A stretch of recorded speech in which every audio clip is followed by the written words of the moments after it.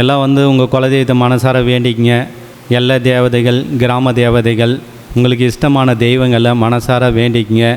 ஏன்னா இன்றைக்கி வந்து பார்த்தோன்னா ரொம்ப ஒரு முக்கியமான ஒரு நாள். கணபதிக்கு வந்து ரொம்ப ரொம்ப விசேஷமான நாள். வருகின்ற 7ஆம் தேதி விநாயகர் சதுர்த்தி. இந்த விநாயகர் சதுர்த்தியில் யார் ஒருவர் இந்த தீட்சை வாங்குறீங்களோ, இன்றைக்கி வாங்குறது அன்றைக்கி வாங்குற மாதிரி கணக்கு. ஏன்னா அன்னிலேருந்து தான் நீங்கள் பூஜை ஆரம்பிக்க போகிறோம். ஏன்னா வருடத்தில் முதல் நாள் கணபதிக்கு ரொம்ப ரொம்ப உகந்த நாள், கணபதியே அவதரித்த நாள். அன்னைக்கு நீங்கள் இந்த பூஜையை ஆரம்பிச்சிங்கன்னா கண்டிப்பாக உங்கள் வாழ்க்கையில் எல்லாமே கிடைக்கக்கூடிய விஷயம் வந்துடும், சித்தி ஆயிரும். அதே மாதிரி நீங்கள் எல்லாம் நினச்சி இதை பண்ணுறங்களோ கண்டிப்பாக நடக்கும். நீங்கள் எல்லாமே முதல்ல வந்து கணபதி சித்தியானன்னு மட்டும் கேளுங்க. அவர் சித்தியானாவே தானாக எல்லாமே நடந்துடும். நீங்கள் அதாவது தனித்தனியாக கேட்கணுன்றதே அவசியம் கிடையாது. அவரை கூட வச்சு அவர் வரிசையும் பண்ணி நம்ம அவர் கூட வச்சிங்கன்னா போதும். அவருக்கு இருக்கிற இடத்துல சகலமும், சகல தெய்வங்களும், சகல தேவதைகளும், சகல யட்சினி, மோகினி, கந்தரகன்னி, பஞ்சபூதங்கள் எல்லாமே அவர் இருக்கிற இடத்துல எல்லாமே வசியேறும். ஏன்னா அவ்வளோ பெரிய ஆற்றல் கணபதி கொண்டு. அதனால் நீங்கள் இந்த விநாயகர் சதுர்த்தி வந்து இந்த பூஜை நீங்கள் பிரம்ம முகூர்த்தத்தில் வந்து நீங்கள் ஆரம்பிச்சிக்கலாம். 7ஆம் தேதி காலையில் பிரம்ம முகூர்த்தத்தில் நீங்கள் ஆரம்பிச்சிருங்க. எல்லாருமே அன்னைக்கு பண்ணுங்கள், சிறப்பாக இருக்கும். அதே பார்த்தோன்னா நான்லாம் வந்து இந்த மாதிரி நாள்லலாம் நான் தேர்ந்தெடுத்து அப்போ நான் பண்ணியிருக்கிறேன், வெறித்தனமாக பண்ணியிருக்கிறேன். அந்த மாதிரி நீங்களும் இந்த நாட்களில் தேர்ந்தெடுத்து பண்ணிங்க. இந்த நாளில் இத்தனி வருஷத்தில் எவ்வளோ நாள் பயிற்சிருக்கோம், அதெல்லாம் கூட சிறப்பு தான். அதுக்கும் மேலே 100% சிறப்பு, பல நன்மைகள் உண்டாகக்கூடிய விஷயம் இந்த விநாயகர் சதுர்த்தி. இந்த விநாயகர் சதுர்த்தியை முன்னிட்டு நான் வந்து பார்த்தோன்னா முன்னெல்லாம் ரத்த கணபதின்னு ஒரு தீட்சை கொடுப்பேன். ஃபஸ்ட்டு அது வருடத்துக்கு ஒரு முறை 30 பேரை தேர்ந்தெடுத்துவேன், இல்லை 40 பேர் தேர்ந்தெடுப்பேன். இந்த வருஷம் கொடுக்கல, யாருக்கும் நிறுத்திட்டேன். 2 வருஷம் கொடுக்க முடியல, அடுத்த வருஷம் கொடுப்பேன் அது எல்லாருக்கும். அது ரத்த கணபதின்றது இந்த உலகத்தையே வசப்படுத்தக்கூடிய சக்தி வந்து. அதே மாதிரி மோட்சம் எல்லாருக்குமே அந்த உபாசனை யார் பண்ணுறாங்களோ அவங்களுக்கு மோட்சம் கிடைக்கும், மறுபிறவே கிடையாது. நீங்களே தெய்வமாகி உங்கள் பிள்ளைகளுக்கு, உங்கள் வம்சத்துக்கு குல தெய்வமாக நீங்கள் காட்சி கொடுத்து மக்களுக்கு நல்ல செய்கிற மாதிரி உங்களுடைய ஆன்மா அந்த மாதிரி உங்களுக்கு இதாயிரும். ஏன்னா இன்றைக்கி இருக்கிற ஜெனரேஷனில் ஒவ்வொரு மனிதனுக்கு கர்மக்கள், அந்த கர்மாக்கள் இருக்கிறதுனால தான் நமக்கு எல்லா விஷயங்களும் நமக்கு வந்து தடைப்பட்டு போகிறது. ஒன்றும் தடைப்பட்டு எதுவுமே நமக்கு இதாகாது. கர்மவினை போக்கும் போது என்ன ஆகுனா நமக்கு இப்போ பார்த்தோன்னா வாழ்க்கையில் எப்படியே இருப்போம். நம்ம நல்ல நிலைமைக்கு கொண்டு வந்து இந்த தியானத்திலையும் இந்த பக்தியிலையும் நுழைவது தான் ஒவ்வொரு பிரச்சனைலாம் உங்களுக்கு தேடி வரும். என்னடா நம்ம இப்போ தான் சாமி கும்பிட்றோம், இப்போ தான் உளுந்து கும்பிட்றோம், இப்போ தான் நமக்கு பிரச்சனையே வருதுன்னு எல்லாருக்கும் மனசு கஷ்டம் வரும். காரணம் என்னன்னா உன்னுடைய கருமத்தை போக்குறதுக்கு தான் அது ஒன்று வருது. அதை நம்ம பெருசாக எடுக்கக்கூடாது. வருதா, வரட்டும், வா, வந்த பின்னாடி நம்ம பார்த்துக்கலாம். ஏன்னா கர்மத்தை நம்ம இது பண்ணுறது தானே. அதனால் நீங்கள் என்ன பண்ணுங்க, அதை பெருசாக நினைக்காமல் எவ்வளோ பிரச்சனைகள் வந்தாலும் சரி, எவ்வளோ பெரிய தடைகள் வந்தாலும் அதை தூளாக்கணும். ஏன்னா கணபதியே எப்படியாப்பட்ட தடையை தூளாக்குற ஒரு அவரை வழிபடும் போது நம்ம அதை பெருசாகவே நினைக்கக்கூடாது. அதனால் எல்லாமே இப்போ புதிய மாணவர்கள் தான். ஆல்ரெடி ஏதோ ஒருத்தர் 2 பேர் தான் வந்து இதில் இருக்கிறாங்க. புதுசாக எவ்வளோ நீங்கள் வந்து உற்சாகத்தோடு பண்ணுறாங்களோ கண்டிப்பாக உங்கள் வாழ்க்கையில் ஜெயிக்கும். அதே மாதிரி வாழ்க்கையில் வந்து நம்ம எப்போவுமே ஒரு விஷயம் நம்ம பண்ணணும்னா முதல் கடவுளாகப்பட்ட ஒரு விநாயகர். இந்த விநாயகரை யார் ஒருவர் சித்தி பண்ணுறாங்களோ வாழ்க்கையில் கண்டிப்பாக நீ எந்த மாந்திரியத்தில் இருக்கட்டும், எந்த தொழிலாகட்டும், பிஸ்னஸ்மேன் இல்லக்கட்டி வேறு ஏதாவது ஒரு உச்சக்கட்டத்தில் போகணுன்னா இது ஒன்று போதும், வேறு எதுவுமே தேவையில்லை. என்னை பொறுத்தவரையும் இது வந்து நீங்கள் மாந்திரியம் பண்ணணுன்னு தான் அவசியம் கிடையாதுங்க. இதை வீட்டில் உங்களுக்கு நியூஸை வச்சு கூட உங்கள் குடும்பம் நல்லா இருக்கலாம், உங்கள் வம்சம் நல்லா இருக்கலாம். நீங்கள் இப்போ பண்ணி விட்டிங்கன்னா அடுத்த வம்சத்தில் அந்த பையன் முக்காலம் குறி சொல்லுவாங்க. உங்கள் வம்சத்தில் அப்படி வரும். நிறைய பேருக்கு இந்த முக்காலம் குறியெல்லாம் திடீர்னு வருதுன்னா அதெல்லாம் சும்மா வராது. இதுக்கு முன்ன ஒட்டகுறை தொட்டம் தான் வரும். எடுத்த உடனே நீ எத்தனை லட்சம் கொடுத்தாலும் முக்காலம் குறி வந்துடாது. புரியுதுங்களா? அதனால் நீங்கள் உங்களுக்குன்னு இந்த 64 கலையில் ஏதாவது ஒரு சக்தி கிடைக்கும். அந்த சக்தியை நம்ம மனசுக்குள்ளே தேத்திட்டு நல்லதே நினச்சி நம்ம இது பண்ணணும். புரியுதுங்களா? அதனால் கணபதின்ற ஒரு ஸ்தானத்தை நம்ம கொண்டு கணபதின்னு வந்து பார்த்தோன்னா நம்ம யார், பஞ்சபூதங்களுக்கு உட்பட்டவர். 5 பஞ்சபூதங்கள் உட்பட்டவர் தான் நம்ம கணபதி. இந்த 5 பஞ்சபூதங்கள் யார், இயற்கை. அதே மாதிரி விநாயகருக்கு வந்து பார்த்தோன்னா எல்லா சக்தியும் அவர்கிட்ட இருக்குது. அஷ்ட கர்மமும் பண்ணலாம், விநாயகர்கிட்ட எல்லாமே இருக்குது.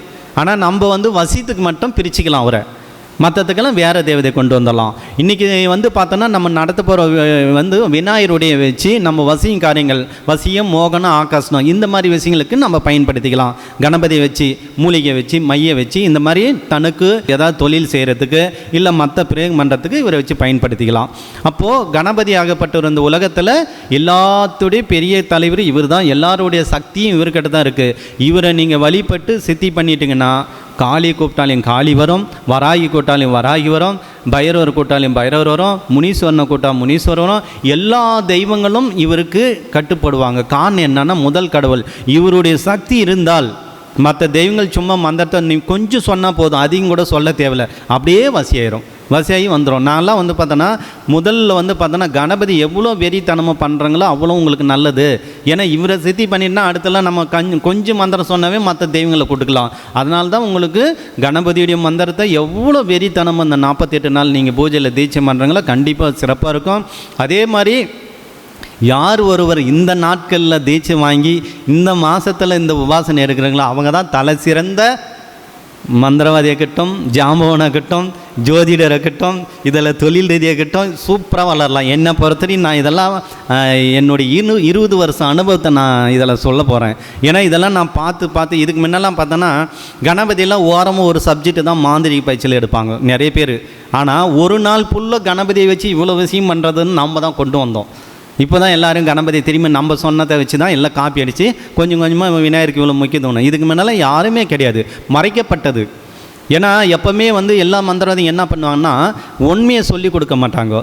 உண்மையை சொல்லி கொடுத்தா நீங்கள் கற்றுட்டு எனக்கு ஆப்போசிட்டை வந்துடுவ, நீ பணம் சம்பாதிப்பன்ட்டு யாரும் சொல்லிக் கொடுக்கணும். அவங்கவுங்க பிள்ளைகளுக்கு அவங்க குடும்பம் இவங்களுக்கு தான் சொல்லி கொடுப்பாங்க. ஆனால் மற்றவங்களுக்கு சொல்லித்தர யாருக்கும் மனம் வராது, ஆசையும் வராது.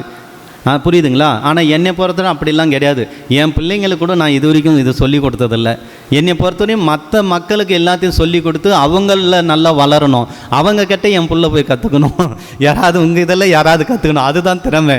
ஏன்னா எனக்கு வந்து இந்த கலை வந்து பார்த்தோன்னா உலகமுள்ள வளரணும். விநாயகருடைய உபாசனை மக்கள் நல்லா அனுபவிக்கணும். எந்த நோய் நொடி இல்லாமல் வீட்டில் நல்ல சகல செல்வ பாக்கியோட கணபதியுடைய அருளால் எல்லாமே நல்லா இருக்கணும். உங்களை தேடி வரும் மக்களுக்கு நல்லது செய்யுங்க. அட்லீஸ்ட் உங்களால் நல்லது செய்ய முடியலன்னா கூட உபயோகம் பண்ணாமல் தனியாக உங்களுடைய ஃப்யூச்சரை உங்கள் தொழிலுக்கு பயன்படுத்திங்க. என்ன சொல்கிறேன்? அதனால் கணபதி உபாசனை யார் ஒருத்தர் பண்ணுறாங்களோ கண்டிப்பாக வாழ்க்கையில் ரொம்ப சிறப்பாக இருக்கலாம். இந்த விநாயகர் சதுர்த்தியை முன்னிட்டு கண்டிப்பாக இது ரொம்ப சீரும் சிறப்பாக இருக்கும். அதெல்லாம் வந்து பார்த்தோன்னா இவருடைய ஆசி இதில் வந்து முழுமையாக கிடைக்கும். இந்த மாதத்தில் இந்த கிளாஸ் எடுத்து இந்த தீட்சை கொடுக்கறது ரொம்ப ரொம்ப விசேஷமான இது. நானே வந்து பார்த்தோன்னா இது முன்ன கூட ஒரு முறை பண்ணேன். விநாயகர் சதுர்த்திக்கு முன்ன இது ஒரு முறை வருஷம் பண்ணேன், 2வது வருஷம். ஆனால் அதுக்கு முன்னெல்லாம் நான் பண்ண கிடையாது, வேறு டேட்டில் வச்சுருவேன். இந்த டேட்டில் இந்த 2வது முறை அமைஞ்சிருக்கு. ஆனால் 20 வருஷம் இதுக்கு முன்னெல்லாம் வந்து பண்ணால் பல நாட்கள் கிடச்சி வேறு மாதத்துலாம் நடத்தியிருப்போம். இந்த மாதத்தில் இங்கே வரும் அத்தனை பேருக்கும் எல்லாம் ஒரு பொக்கிஷன். இது வந்து மதிப்பே கிடையாது. பல லட்சங்கள், அதான் சொல்கிறேனே, நிம்மதி கோடிக்கணக்கு இருந்தால் கூட நமக்கு நிம்மதி கிடைக்காது. எத்தனை காரு பங்களா எவ்வளோனா கிட்டும் பாருங்கள். எங்கிட்ட தனிப்பட்ட முறையில் சாமி நிம்மதியில் இந்த பிரச்சனை அந்த பிரச்சனைன்னு வாங்க. ஆனால் இது கண்டிப்பாக உங்கள் வாழ்க்கையில் ஒரு பெரிய பொக்கிஷன், ஒரு நிம்மதிக்கு உண்டான உங்களுக்கு ஒரு விஷயம் இதில் இருக்குது. கணபதியே கதி, கணபதியே ஜெயம், கணபதியே வெற்றி, கணபதியே தடையில்லா விநாயகர். இந்த மாதிரி எல்லாத்தையும் மனசில் நினச்சி இவரை மனப்பூர்வமாக நீங்கள் இன்றைக்கி இவருக்கு எல்லாம் உங்கள் வீட்டுக்கு உங்கள் குழந்தைகள் ஆளுக்கு ஒவ்வொரு குழந்தைய கூட்டிகிட்டு போங்க. அவ்வளோதான். போகும்போது ஆளுக்கு ஒரு விநாயகர் குழந்தையாக உங்களுக்கு இதில் குடுவில் கொடுப்பேன். ஆளுக்கு ஒவ்வொன்று தூக்கின்னு போய் நீங்கள் அவருக்கு தேவையான உங்கள் குழந்தைங்களை எப்படி பார்த்துக்கிறீங்களோ டபுளாக பார்த்துட்டு அவருக்கு தேவையான உணவு, அவருக்கு தேவையான தண்ணி இதெல்லாம் கொடுத்து அவரை சந்தோஷப்படுத்தி வாழ்க்கையில் உங்களுக்கு எது எது வேணுமோ நீங்கள் கண்டிப்பாக அவர்கிட்ட வச்சு நிறைவேற்றிட்டு உங்கள் குடும்பமும் உங்கள் பிள்ளைகள் உங்கள் வம்சம் எல்லாமே வருங்காலத்தில் நல்லா இருக்கணும், மேலும் மேலும் நோய் நொடி இல்லாமல் எல்லாமே இருக்கணும்னு நான் இந்த விநாயகர் சதுர்த்தியை முன்னிட்டு உங்களை வாழ்த்துக்கிறேன். ஓம் கணபதி, ஓம் காளி, ஓம் நமச்சிவாயா.